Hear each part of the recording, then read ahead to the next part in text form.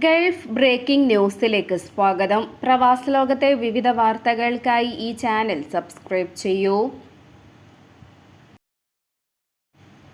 പഹൽഗാം ഭീകരാക്രമണത്തിന് പിന്നാലെ ഇന്ത്യൻ വിമാനങ്ങൾക്ക് അനുമതി നിഷേധിച്ചുകൊണ്ട് വ്യോമപാത വിലക്കിയ പാകിസ്ഥാന്റെ നടപടി ഗൾഫിൽ നിന്നുള്ള വിമാന സർവീസുകളെ ബാധിക്കുമെന്ന് വിമാന കമ്പനിയായ എയർ ഇന്ത്യയും ഇൻഡിഗോയും അറിയിച്ചു. നിലവിലെ പ്രതിസന്ധിക്ക് പകരം മാർഗങ്ങൾ സ്വീകരിക്കേണ്ടി വരുന്നതിനാൽ ഗൾഫ് മേഖലയിൽ നിന്നുള്ള വിമാനങ്ങൾ വൈകുമെന്നും ഈ വിമാന കമ്പനികൾ അറിയിച്ചിട്ടുണ്ട്. ഇന്ത്യ പാക് ബന്ധം കൂടുതൽ വഷളായ സാഹചര്യത്തിലാണ് ഇന്ത്യൻ വിമാന കമ്പനികൾക്ക് പാകിസ്ഥാൻ വ്യോമപാത നിഷേധിച്ചിരിക്കുന്നത്. അതിനാൽ Middle East, Europe, UK, North America സർവീസുകൾക്ക് പകരം മാർഗങ്ങൾ സ്വീകരിക്കേണ്ടി വരുന്നതിനാൽ വിമാനങ്ങൾ വൈകാൻ സാധ്യതയുണ്ടെന്നാണ് എയർ ഇന്ത്യയുടെ നിലവിലെ അറിയിപ്പ്. പുതിയ വ്യോമപാതകൾ ദൈർഘ്യമേറിയതിനാൽ ചില അന്താരാഷ്ട്ര വിമാനങ്ങളുടെ സമയക്രമത്തെ തന്നെ ഇത് ബാധിച്ചേക്കാമെന്നും ഇരു കമ്പനികളും തങ്ങളുടെ എക്സിലൂടെ അറിയിച്ചിട്ടുണ്ട്. അതേസമയം വിമാനയാത്രക്കാർക്കുണ്ടാകാൻ സാധ്യതയുള്ള അസൗകര്യത്തിൽ ഖേദം അറിയിച്ച ഇരു വിമാന കമ്പനികളും വിമാനത്താവളത്തിലേക്ക് പുറപ്പെടുന്നതിന് മുമ്പ് വിമാന സമയങ്ങളും ഷെഡ്യൂളുകളും ഒരിക്കൽ കൂടി പരിശോധിച്ച് ഉറപ്പുവരുത്തണമെന്നും അഭ്യർത്ഥിച്ചിട്ടുണ്ട്. കാശ്മീരിലെ പഹൽഗാം ഭീകരാക്രമണത്തെ തുടർന്ന് പാകിസ്ഥാനെതിരെ ഇന്ത്യ കർശന നടപടികളിലേക്ക് കടന്നതോടെയാണ് പാകിസ്ഥാൻ വ്യോമാതിർത്തി അടയ്ക്കുന്നതിനും ഇന്ത്യൻ വിമാനങ്ങൾക്ക് സഞ്ചാര അനുമതി നിഷേധിക്കുന്നതും. 2019 പുൽവാമ ആക്രമണത്തിന് ശേഷവും പാകിസ്ഥാൻ ഇത്തരത്തിൽ വ്യോമാതിർത്തിയിൽ ഇന്ത്യൻ വിമാനങ്ങൾക്ക് നിരോധനം ഏർപ്പെടുത്തിയിരുന്നു. ഇതിനു പുറമെ ഇന്ത്യയും പാകിസ്ഥാനും തമ്മിൽ ഒപ്പുവെച്ചിട്ടുള്ള ഷിംല കരാറിൽ നിന്നും പിന്മാറാനും പാകിസ്ഥാൻ തീരുമാനിച്ചു. വ്യോമപാത നിഷേധിച്ച പാകിസ്ഥാൻ നടപടിക്ക് പരിഹാരമായി മറ്റ് പാതകളിലൂടെ വിമാനങ്ങൾ സർവീസ് നടത്തുമെന്ന് എയർ ഇന്ത്യയും ഇൻഡിഗോയും അറിയിച്ചിട്ടുണ്ട്. എയർ ഇന്ത്യയ്ക്ക് പുറമെ air India express, spice jet തുടങ്ങി UAE സർവീസ് നടത്തുന്ന മറ്റ് ഇന്ത്യൻ വിമാന കമ്പനികളുടെ സർവീസുകളെയും ഇത് ബാധിക്കാൻ സാധ്യതയുണ്ട്. ഇന്ത്യയിലേക്കും തിരിച്ചും സർവീസ് നടത്തുന്ന UAE വിമാന കമ്പനികളെ ഇത് ബാധിക്കില്ലെങ്കിലും സാഹചര്യം പഠിച്ചു വരികയാണെന്നാണ് വ്യോമയാന വൃത്തങ്ങളെ ഉദ്ധരിച്ച് UAE മാധ്യമങ്ങൾ റിപ്പോർട്ട് ചെയ്തത്. ഇന്ത്യൻ വിമാനങ്ങൾക്ക് യാത്രാ അനുമതി നിഷേധിച്ചത് കൂടാതെ ഷിംല അടക്കമുള്ള കരാറുകൾ മരവിപ്പിക്കാനും വാഗ അതിർത്തി അടയ്ക്കാനും ഒപ്പം ഇന്ത്യൻ പൗരന്മാർക്കുള്ള വിസ മരവിപ്പിച്ചതായും പാകിസ്ഥാൻ അറിയിച്ചു. ഇന്ത്യയുമായുള്ള എല്ലാ വ്യാപാര ബന്ധങ്ങളും നിർത്തലാക്കിയെന്നും പാകിസ്ഥാൻ അറിയിച്ചു. പാകിസ്ഥാൻ പ്രധാനമന്ത്രിയുടെ നേതൃത്വത്തിൽ നടന്ന സുരക്ഷാ കൗൺസിൽ യോഗത്തിന് ശേഷമാണ് ഇന്ത്യക്കെതിരെയുള്ള ഈ നീക്കം പാകിസ്ഥാൻ പ്രഖ്യാപിച്ചത്. ഇന്നലെ ഇന്ത്യ സിന്ധു നദീജല കരാർ മരവിപ്പിക്കുകയും അട്ടാരി അതിർത്തി അടയ്ക്കുകയും ചെയ്തിരുന്നു. ഇതിനുള്ള മറുപടി എന്ന നിലയിലാണ് പാകിസ്ഥാനും നടപടികൾ പ്രഖ്യാപിച്ചത്. ഇതിനിടെ പഹൽഗാമിലുണ്ടായ ഭീകരാക്രമണത്തെ ശക്തമായി അപലപിച്ച് ഖത്തർ രംഗത്തെത്തി. ഭീകരാക്രമണത്തിൽ കൊല്ലപ്പെട്ടവരുടെയും പരിക്കേറ്റവരുടെയും ദുഃഖത്തിൽ പങ്കുചേരുന്നതായി ഖത്തർ വിദേശകാര്യ മന്ത്രാലയം പ്രസ്താവനയിൽ വ്യക്തമാക്കി. എല്ലാ തരത്തിലുള്ള ആക്രമണവും ഭീകരവാദവും കുറ്റകൃത്യങ്ങളും നിരാകരിക്കുന്നതാണ് ഖത്തറിന്റെ നിലപാടെന്ന് വിദേശകാര്യ മന്ത്രാലയം ആവർത്തിച്ചു.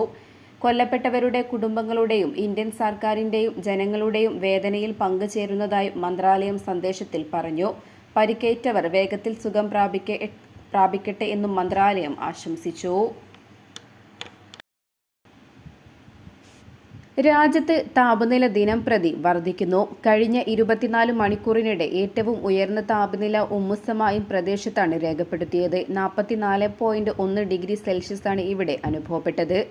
ജാലൂനിയിൽ 43.7 ഡിഗ്രിയും മുക്ഷനിൽ 43.4 ഡിഗ്രിയും സൂറിൽ 43.2 ഡിഗ്രിയും താപനില റിപ്പോർട്ട് ചെയ്തതായി സിവിൽ ഏവിയേഷൻ അതോറിറ്റിയുടെ കണക്കുകൾ സൂചിപ്പിക്കുന്നു. ഹൈമ, ഫഹൂദ് അൽ അവാബി, സൊഹർ, മർമുൽ എന്നിവിടങ്ങളിൽ 41 ഡിഗ്രി സെൽഷ്യസിന് മുകളിലും താപനില അനുഭവപ്പെട്ടു. അതേസമയം ചൂട് കൂടി വരുന്ന സാഹചര്യത്തിൽ സുരക്ഷാ മാർഗനിർദ്ദേശങ്ങൾ സ്വീകരിക്കണമെന്ന് അധികൃതരും ആരോഗ്യ വിദഗ്ധരും സ്വദേശികൾക്കും വിദേശികൾക്കും നിർദ്ദേശം നൽകി. ജാഗ്രതാ നിർദ്ദേശങ്ങൾ പാലിച്ച് താപനിലയെ തുടർന്നുണ്ടാകുന്ന ശാരീരിക ബുദ്ധിമുട്ടുകൾ ഒഴിവാക്കാം. രാവിലെ 11 മുതൽ വൈകിട്ട് 3 വരെയുള്ള സമയത്ത് ശരീരത്തിൽ നേരിട്ട് കൂടുതൽ സമയം തുടർച്ചയായി സൂര്യപ്രകാശം ഏൽക്കുന്നത് ഒഴിവാക്കണം. പരമാവധി ശുദ്ധജലം കുടിക്കുക. ദാഹമില്ലെങ്കിലും വെള്ളം കുടിക്കുന്നത് തുടരണം. നിർജ്ജലീകരണമുണ്ടാകുന്ന മദ്യം, കാപ്പി, ചായ, കാർബണേറ്റഡ് സോഫ്റ്റ് ഡ്രിങ്കുകൾ തുടങ്ങിയവ പകൽ സമയത്ത് ഒഴിവാക്കുക. അയഞ്ഞ ഇളം നിറത്തിലുള്ള പരുത്തി വസ്ത്രങ്ങൾ ധരിക്കുക. പുറത്തിറങ്ങുമ്പോൾ പാദരക്ഷകൾ ധരിക്കുക. കുടയോ തൊപ്പിയോ ഉപയോഗിക്കുന്നത് നല്ലതാണ്. വേനൽക്കാലത്ത് മാർക്കറ്റുകൾ, കെട്ടിടങ്ങൾ, മാലിന്യ ശേഖരണ നിക്ഷേപ കേന്ദ്രങ്ങൾ തുടങ്ങിയ സ്ഥലങ്ങളിൽ തീപിടുത്തങ്ങൾ വർദ്ധിക്കാനും വ്യാപിക്കാനുമുള്ള സാധ്യത കൂടുതലാണ്. ഫയർ ഓഡിറ്റ് നടത്തുകയും കൃത്യമായ സുരക്ഷാ മുൻകരുതൽ സ്വീകരിക്കുകയും ചെയ്യുക. താമസക്കാരും സ്ഥാപനങ്ങൾ നടത്തുന്നവരും പ്രത്യേകം ശ്രദ്ധ പുലർത്തണം. വിദ്യാഭ്യാസ സ്ഥാപനങ്ങളിൽ വിദ്യാർത്ഥികൾക്ക് ശുദ്ധമായ കുടിവെള്ളം ഉറപ്പാക്കണം. ക്ലാസ് മുറികളിൽ വായുസഞ്ചാരം ഉറപ്പാക്കണം. വിദ്യാർത്ഥികളുടെ കാര്യത്തിൽ സ്കൂൾ അധികൃതരും രക്ഷിതാക്കളും പ്രത്യേക ശ്രദ്ധ പുലർത്തണം. കുട്ടികൾക്ക് കൂടുതൽ വെയിലേൽക്കുന്ന അസംബ്ലികളും മറ്റും പരിപാടികളും ഒഴിവാക്കുകയോ സമയക്രമീകരണം നടത്തുകയോ ചെയ്യാം. കുട്ടികളെ വിനോദസഞ്ചാരത്തിന് കൊണ്ടുപോകുന്ന സ്കൂളുകൾ രാവിലെ 11 മുതൽ വൈകിട്ട് 3 വരെ കുട്ടികൾക്ക് നേരിട്ട് ചൂട് ഏൽക്കുന്നില്ല എന്ന് ഉറപ്പുവരുത്തണം. പ്രായമായവർ, ഗർഭിണികൾ, കുട്ടികൾ, ഭിന്നശേഷിക്കാർ, മറ്റ് രോഗങ്ങൾ മൂലം അവശത അനുഭവിക്കുന്നവർ തുടങ്ങിയ വിഭാഗങ്ങൾ രാവിലെ 11 മുതൽ വൈകിട്ട് 3 വരെ നേരിട്ട് സൂര്യപ്രകാശം ഏൽക്കാതെയിരിക്കാൻ പ്രത്യേകം ശ്രദ്ധിക്കണം. ഇത്തരം വിഭാഗങ്ങൾക്ക് എളുപ്പത്തിൽ സൂര്യാഘാതം ഏൽക്കാനുള്ള സാധ്യതയുള്ളതിനാൽ പ്രത്യേക ശ്രദ്ധ പുലർത്തണം. ഇരുചക്ര വാഹനങ്ങളിൽ ഓൺലൈൻ ഭക്ഷണ വിതരണം നടത്തുന്നവർ സുരക്ഷിതരാണെന്ന് അതത് സ്ഥാപനങ്ങൾ ഉറപ്പുവരുത്തണം. ചൂടേൽക്കാതിരിക്കാൻ ഉതകുന്ന രീതിയിലുള്ള വസ്ത്രധാരണം നടത്താൻ നിർദ്ദേശം നൽകുക. ആവശ്യമെങ്കിൽ യാത്രക്കിടയിൽ അല്പസമയം വിശ്രമിക്കാനുള്ള അനുവാദവും നൽകണം.